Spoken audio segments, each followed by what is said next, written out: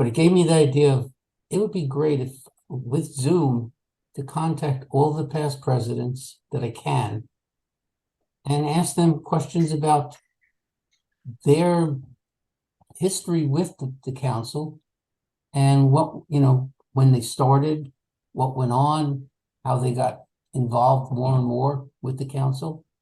So I have a number of different questions, which I'll go through.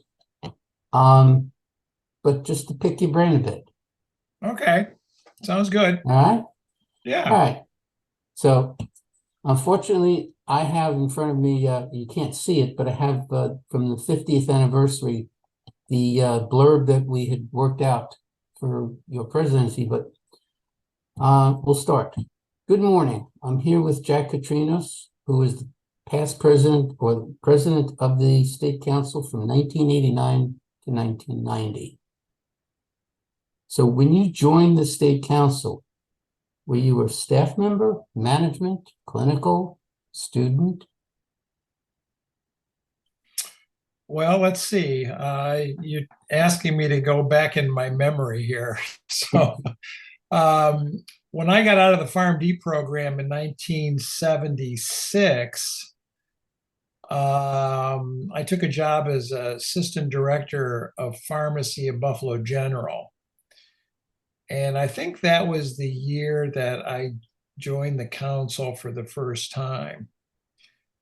And so I was at the general for, I don't know, 3, 4, 5 years. I can't remember. It was like 3, 4, 5 years. And then I left Buffalo General, went over to the Erie County Medical Center, the old E.J. Meyer Memorial Hospital.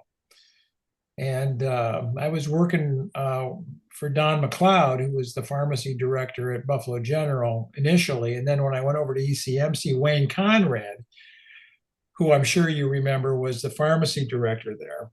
And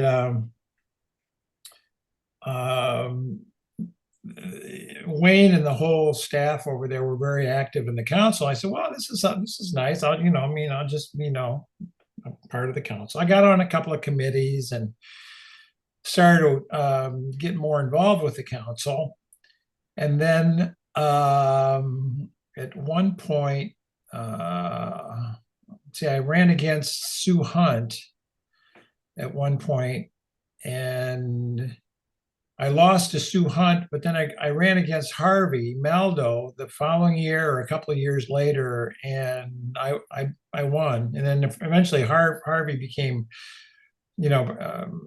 president, I think the year after, maybe a couple of years after me. But I came from Erie County Medical Center, and Wayne Conrad had been past president. He was president council and then past president. Marcia Gutfeld was past president, after her presidential year. And then a few years later, I became, I ran and, like I said, eventually got into the position. And so back then, I think the Erie County Medical Center was one of the few hospitals in the state that had more than one person that had gone through the chairs, so to speak, with the council. So so I started off as I guess I could say I started off as a staff, then management, then and ran for office and got elected. Okay, well, you also answered the next question was, who did you meet that made you want to advance in the organization, which was all the people that you mentioned. And also the next question was, how many previous presidents did you know and what were they like? Oh, geez. I think, it's Wayne, Marcia, it's me. Let's You see, mentioned Harvey. Harold Silverman, Bernie Mell and I were roommates at the council meetings when we used to get together before Zoom and all that kind of stuff. Alan Caspi, Nancy DeLegro, Richie Zaitun. I don't know, almost all of them. Up until that point in time. and then I don't know. I think, in what year was that? That would have been 1994. It was 1994, 95. I kind of left hospital pharmacy and went into industry and was working in medical affairs initially at Merck, and then Merck became Astra Merck, and then it became Astra, and then it was AstraZeneca. So I actually spent more time in the pharmaceutical industry than I spent in clinical practice. I was working in pharma. I retired from AstraZeneca in 2016 after 23 years there. So I kind of had half of my career in hospital pharmacy and the other half in industry. So, but I knew I knew everybody, Marvin Liu. I mean, if you put a list in front of me, I could check them all off, the ones I knew, but I'm just going by memory here. So That's good. No, that's all right. yeah. What Norm challenges? Gallagher, I knew Norm. And you said Norm was in the hospital? Yeah, he's actually in a long-term care facility, a SNF. Um, uh, he's hanging in there, but he's not doing well. Yeah. Well, if you see him, tell him I said hi. Yeah. Unfortunately, in the job that I'm doing now, I'm getting some sad news from a number of people. Some who have passed away already, and others Yeah. who are not doing well. Yeah. Kurt Kleinman, Seymour Katz. These names are popping into my brain now as I haven't used these neural pathways in a while, Ted. So bear with me. That's okay. I think everybody has told me the same thing. So what challenges did you see as a member, as a board member, and as president of the organization? Well, let's see. When I when I became president, the council was, I think, right on the verge of having some financial challenges.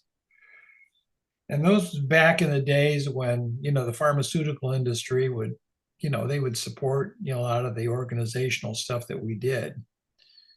And I was able to raise a fair amount of money from a number of the different drug companies to kind of get us back on financial footing. And I'm trying to think of who the executive director, Bob Stevens.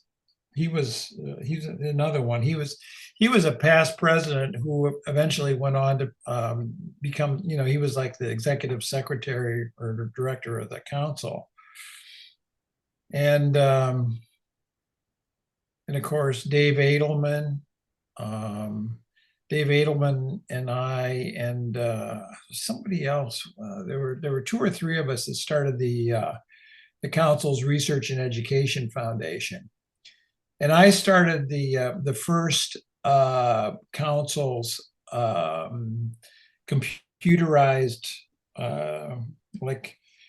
It wasn't the internet back then, but it was the internet. Internet had come on board probably a few years after. But we had I had started a system called Wildcat that I ran out of one of the old IBM AT computers out of one of the rooms in the hospital that people could go on to and get information and stuff. And that was, I don't know if you remember that or not, but it was kind of like the beginnings of the council's web page and Facebook page and whatever.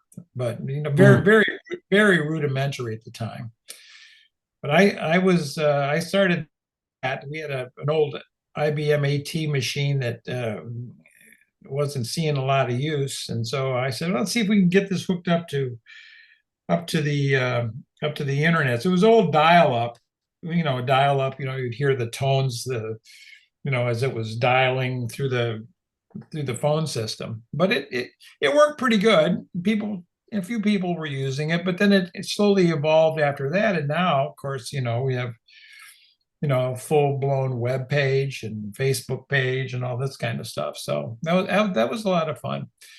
But challenges, I don't know. There wasn't any serious challenges, but it was kind of, maintaining what we had done. And those were the first few years of the council moving from, from the presidents and the board members kind of using hospital resources to having an office where there was actually somebody in the office with some staff. I think we had one person who was staff at the time. So that was a transition where it actually started. I remember, I think Wayne Conrad started that, but it was under development for several years until it finally got off the ground. So I remember being involved with that, and the usual challenges with the council meetings and the assemblies and getting out to see all the different chapters and getting students involved and having the student chapters up and running and making sure that things are on a solid financial footing. So I think those were some of the challenges that were out there at the time, and of course, everything's evolved well beyond that since then. So it was all good. It was all good. It was a lot of fun. All right. Council has always been an advocate for the practice of pharmacy.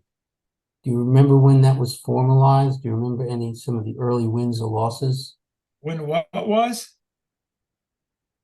Advocacy for pharmacy? Yeah. When it started, do you remember any early wins or losses? Oh, advocacy for pharmacy was always a struggle. I mean, the hospital administrators are always wondering, what are you guys doing down there? What are you doing? So, I mean, we were always advocates for, more practice. And then I remember Hepler and Strand, they started pharmaceutical care. It was a big push at the ASHP level. And, the pharmacy advocacy, I mean, it's going on today. I mean, it never ended. It's been an ongoing process. And it's been it was a struggle every day. You go to work every day. I remember I interviewed for a pharmacy director job at the Cleveland Clinic, and I had a meeting with my first meeting of the day with one of the administrators down there, and we had some chit chat, and his first question was, he said, I see you're from Buffalo. He goes, do you have any questions? He says, I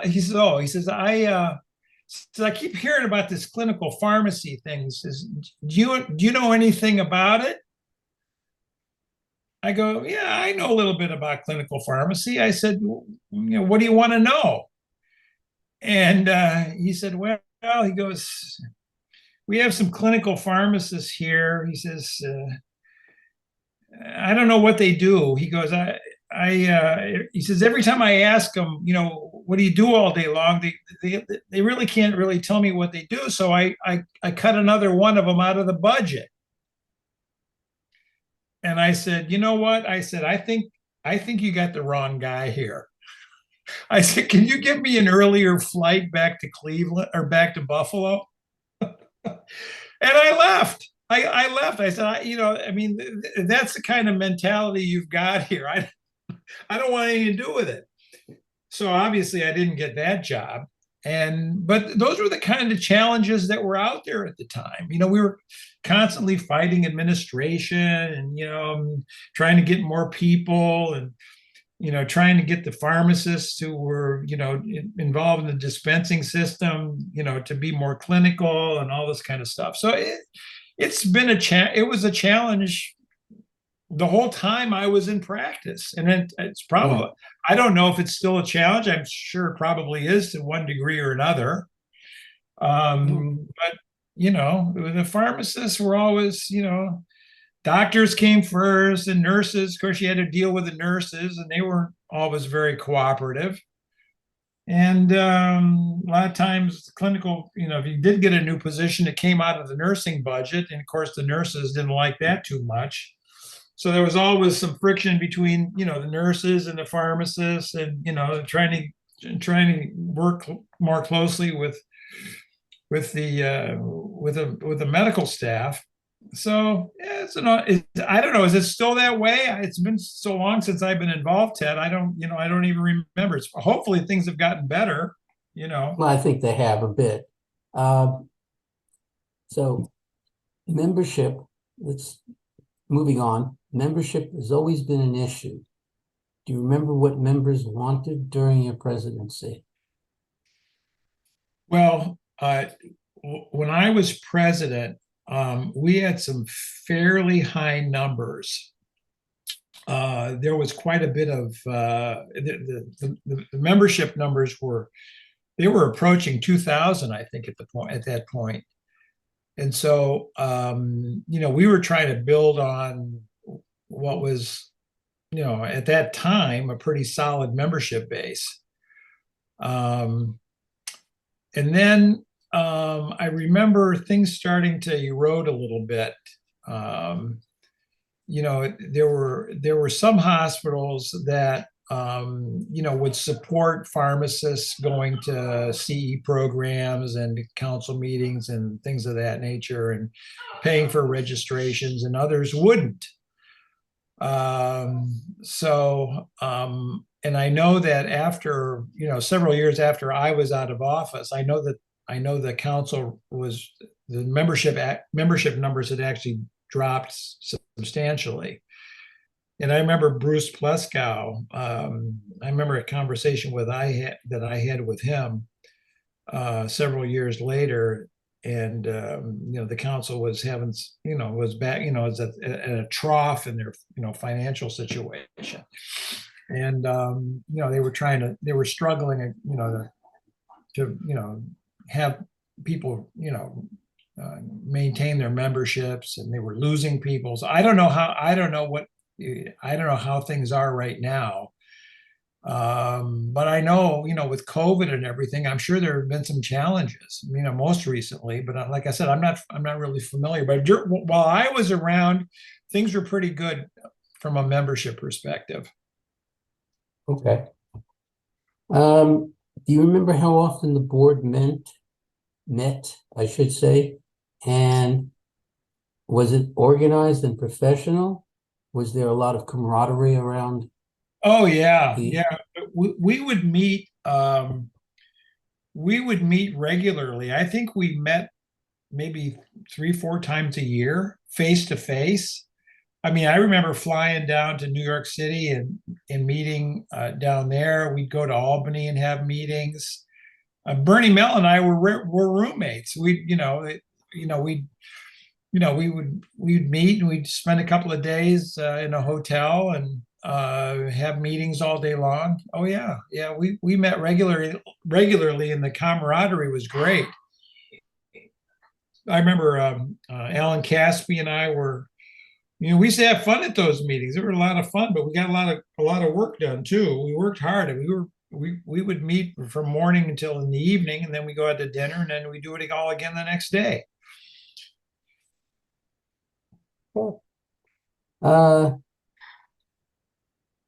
Changing dynamic of pharmacy. My graduating class had 5 out of 55 members, the pharmacists that were female. What was the ratio of the council? Do you remember? Oh, male to female ratio. Geez, I don't remember what it was, Ted. Okay. There were a lot. I mean, I don't know. If I had to guess, I would say it was probably, I don't know, 70-30 maybe. I mean, there were a lot of women that were involved. I mean, it's probably more now. I don't know what it is now, but oh no, there were a lot of women involved. I mean, Okay. Marcia was a past president, Sue Hunt, Nancy DeLegro. There were women involved. Yep. Were there any major mishaps or issues when you were president which you would be useful to future presidents not to repeat? Any major mishaps? Well, we were always struggling with, the Board of Pharmacy, coming in and doing unannounced inspections and that kind of stuff. But there really weren't any major events that I can recall. Okay. The annual assemblies. When you became a member, what were the early annual assemblies like and where were they held? Well, let's see. I remember there was one of the assembly meetings was held at the Plaza Hotel down in New York City. I think that was the year Marcia got installed. Marcia Gutfeld got installed. And then I got installed up in Buffalo at the Hyatt. There were several at Sagamore. There were several meetings that were down in the Catskills at Grossinger's and Neville and places like that. So those were the three or four major areas where, the assembly meetings were held. And towards the end, they were a lot of the meetings were held up at the Sagamore, up in that up in that neck of the woods. It was easy for the New York City people to get up there. It was a 2 or 3 hour ride, and then it was maybe a 4 or 5 hour ride for the people from Buffalo, 3 or 4 hour ride for the Rochester people. But that's what I recall about the assembly meetings. And they were always very well attended. The pharmaceutical industry always, they all supported, the meetings. There were always, a lot of displays and whatnot. And they were a lot of fun. And you got a chance to network and see people you hadn't seen in a while. It was all good. Okay. What was it like being president at the assembly?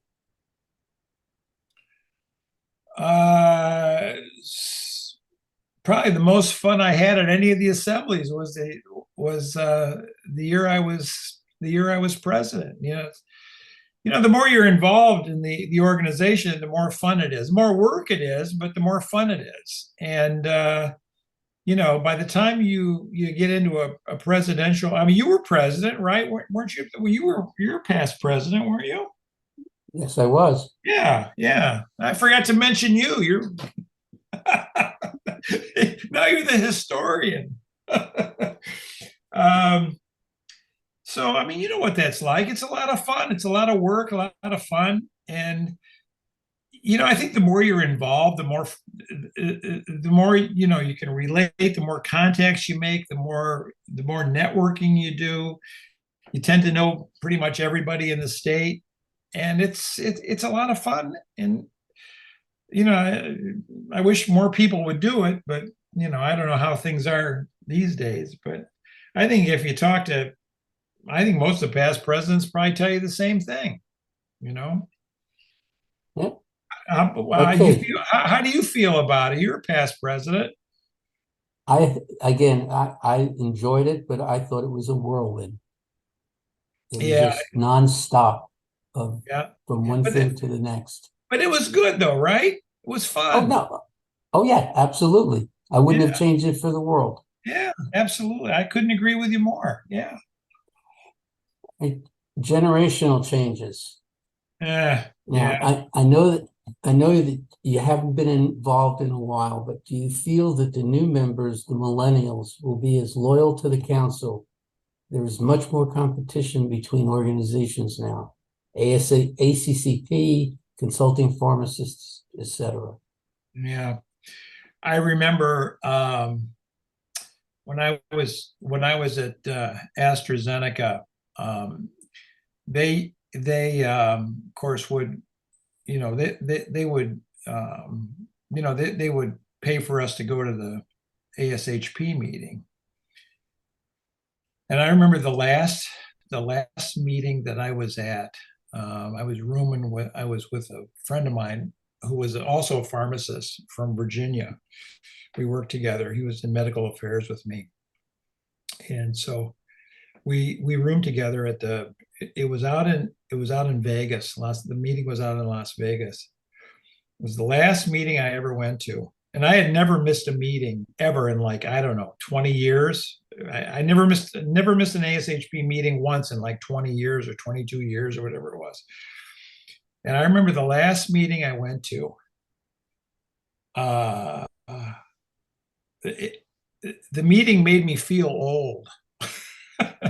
I looked around and there's all these, young kids running around, and I told my friend, I said, this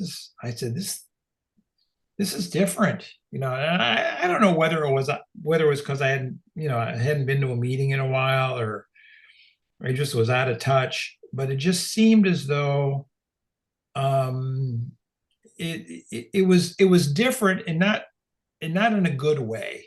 It was just different, and it was, I don't know. It just it kind of struck me wrong. And I hadn't been back to a meeting since. So,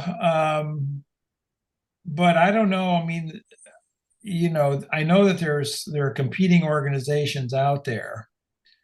If I had to guess, I would say that the probably has some challenges in that respect.